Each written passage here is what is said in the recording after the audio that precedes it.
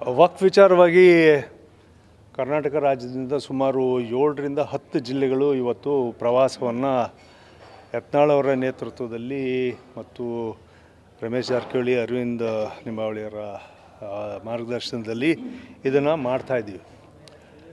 ಮತ್ತು ವಕ್ಫ್ ವಿಚಾರವಾಗಿ ಸುಮಾರು 65,000 ಪ್ರಾಪರ್ಟಿಗಳು ಕರ್ನಾಟಕದಲ್ಲಿ ಮತ್ತು ಪ್ರತಿ ಜಿಲ್ಲೆಯಲ್ಲೂ ಕೂಡ ಸಾವಿರಾರು ಪ್ರಾಪರ್ಟಿಗಳು ಕೆಲವೆಲ್ಲವೂ ಕೂಡ ಧಾರ್ಮಿಕವಾಗಿ ದುರುಪಯೋಗ ಆಗಿದ್ದಾವೆ ಮತ್ತು ಆರ್ಥಿಕವಾಗಿರ್ತಕ್ಕಂಥ ಪರಿಸ್ಥಿತಿಗಳನ್ನು ಅದನ್ನು ದುರುಪಯೋಗ ಮಾಡ್ಕೊಂಬಿಟ್ಟು ಸರ್ಕಾರಕ್ಕೆ ಆದಾಯ ಬರೆದಿಲ್ದಂಗೆ, ವಕ್ಫ್ ಬೋರ್ಡಿಗೆ ಆದಾಯ ಬರೆದಿಲ್ದಂಗೆ ಅದನ್ನು ದುರುಪಯೋಗ ಮಾಡ್ಕೊಂಡಿರ್ತಾರೆ ಮತ್ತು ಭಾಳಷ್ಟು ಜಾಗಗಳಲ್ಲಿ ಜಮೀನುಗಳನ್ನು ಕಬಳಿಸಿದ್ದಾರೆ. ಇದು ಭಾಳಷ್ಟು ದಶಕಗಳಿಂದ ಮಾಡ್ತಾ ಬಂದಿರತಕ್ಕಂಥ ಕೆಲಸ ಆಗೋಗಿದೆ. ಅದಕ್ಕೋಸ್ಕರನೇ ಕೇಂದ್ರ ಸರ್ಕಾರ ಇವತ್ತು ಆ ಆ್ಯಕ್ಟನ್ನು, ಆ ಬಿಲ್ಲನ್ನು ತಗೊಂಬಂದ್ಬಿಟ್ಟು ತಿದ್ದುಪಡಿ ಮಾಡಬೇಕು ಅಂತೇಳಿ ಟೇಬಲ್ ಮಾಡ್ತಕ್ಕಂಥ ಸಂದರ್ಭದಲ್ಲಿ ಇಲ್ಲ ಒಂದು JPCನ ಮಾಡಬೇಕು ಅಂತೇಳಿ ಜಾಯಿಂಟ್ ಪಾರ್ಲಿಮೆಂಟ್ರಿ ಕಮಿಟಿನ ಮುಂದೆ ಇದನ್ನು ಕೊಟ್ಟಿದೆ. ಇವಾಗ ಅವರು ಸಾಕಷ್ಟು ಅದ್ರ ಬಗ್ಗೆ ಅಧ್ಯಯನವನ್ನು ಮಾಡಿಬಿಟ್ಟು ಇವಾಗ ಭಾಳಷ್ಟು ರಾಜ್ಯಗಳಿಗೆ ಹೋಗಿ ಬಂದಿದ್ದಾರೆ. ಇನ್ನೂ ಕೆಲವು ರಾಜ್ಯಗಳಿಂದ ವರದಿಗಳನ್ನು ತರಿಸ್ಕೋಬೇಕು ಅಂತಿದ್ದಾರೆ. ವಿಶೇಷವಾಗಿ ಕರ್ನಾಟಕದಲ್ಲಿ ಬಸವರಾಜ ಭಟ್ಟರು ಯತ್ನಾಳ್ ಅವರು ಮಾಡಿರ್ತಕ್ಕಂಥ ಒಂದು ಹೋರಾಟದ ಕಿಡಿ ಏನಿತ್ತು, ಅದು ಒಂದು ದೊಡ್ಡ ಜ್ವಾಲೆಯಾಗಿ ಇವತ್ತು ಕರ್ನಾಟಕದಲ್ಲಿ ಮತ್ತು ಇಡೀ ದೇಶದಲ್ಲಿ ಅದು ಒಂದು ದೊಡ್ಡ ಒಂದು ಬದಲಾವಣೆಯನ್ನು ವಕ್ಫ್ ವಿಚಾರವಾಗಿ ತರ್ತಕ್ಕಂಥ ಕೆಲಸ ಆಗಿದೆ. ಈಗಾಗಲೇ ನಾವೇನು 7-8 ಜಿಲ್ಲೆಗಳಲ್ಲಿ ಇವಾಗ ಪ್ರವಾಸ ಮಾಡಿದ್ವಿ. ಸಾವಿರಾರು ರೈತರು ನಮಗೆ ನೇರವಾಗಿ ನಡೆದಿರ್ತಕ್ಕಂಥ ಘಟನೆಯನ್ನು ಮತ್ತು ದಾಖಲಾತಿಗಳನ್ನು ನಮ್ಮ ಮುಂದೆ ಸ್ಪಷ್ಟವಾಗಿ ಇಟ್ಟಿದ್ದರು.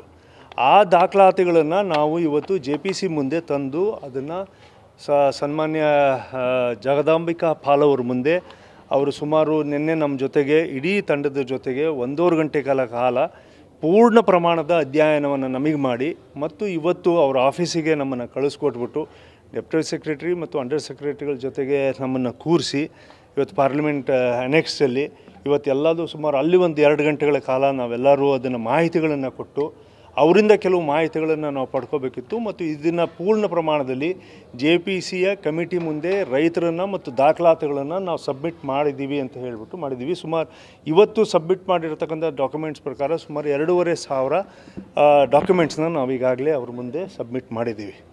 ಇದರ ತಿದ್ದುಪಡಿಯನ್ನು ಆಗಬೇಕು ಆಗಿರೋದು ಸೆಕ್ಷನ್ಸ್ ವೈಸ್ ಎಲ್ಲದೂ ಆಗಬೇಕು. ಕೆಲವು ಈಗ ಆಂಧ್ರದಲ್ಲಿ ತತ್ಕ್ಷಣದಿಂದ ಹೇಳಿದ್ದಾರೆ, ಅಂದರೆ ವಕ್ಫ್ ಕಮಿಟಿ ಕೆಲಸ ಮಾಡಬಾರ್ದು, ಇದನ್ನು ಆ್ಯಕ್ಟ್ ಮುಗಿಯೋವರೆಗೂ this is put under suspension ಅಂತ ಹೇಳಿ ಚಂದ್ರಬಾಬು ನಾಯ್ಡು ಅವರು ಮಾಡಿದ್ದಾರೆ. ನಾವು ಅದಕ್ಕೆ ಇವ್ರನ್ನ ಕೇಂದ್ರ ಸರ್ಕಾರವನ್ನು ನಾವು ಒತ್ತಾಯ ಮಾಡ್ತೀವಿ.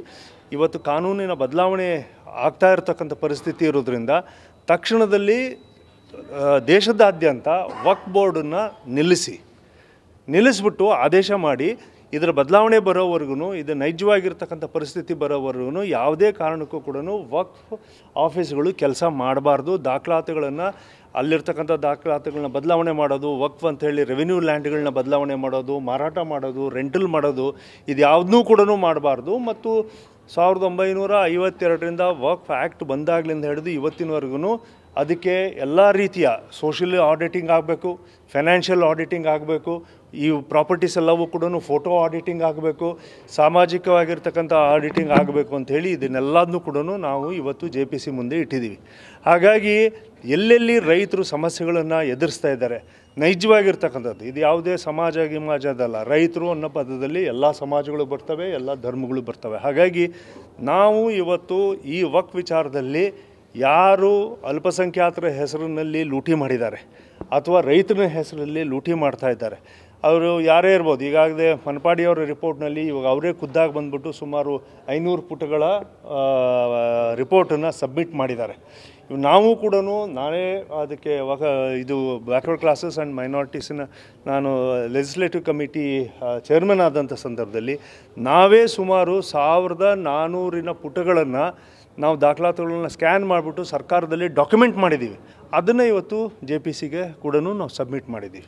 ಹಾಗಾಗಿ ನಮ್ಮ ಹೋರಾಟ ಬೇರೆ ನೋಡಿದ ತಕ್ಷಣವೇ ಇದು ಯಾರ್ದೋ ವಿರುದ್ಧವಾಗಿ ವಕ್ಫ್ ಹೋರಾಟ ಮಾಡ್ತಾ ಇದ್ದಾರೆ, ರಾಜಕೀಯವಾಗಿ ಇಲ್ಲೇನೋ ಬಣ ಇದ್ದಾವೆ, ಇವೆಲ್ಲವೂ ಕೂಡ ನಮ್ಮ 4 ಗೋಡೆ ಮಧ್ಯದಲ್ಲಿ ಮಾಡ್ಕೊಳ್ತಕ್ಕಂಥ ಕೆಲಸ. ಬಟ್ ಮುಖ್ಯವಾಗಿ ನಾವು ಮಾಡ್ತಾ ಇರ್ತಕ್ಕಂಥದ್ದು ವಕ್ಫ್ ಲ್ಯಾಂಡ್ ಏನಿದೆ ಇಡೀ ರಾಜ್ಯದ ಸಮಸ್ಯೆ ಅಲ್ಲ, ಇದು ದೇಶದ ಸಮಸ್ಯೆ ಇದೆ.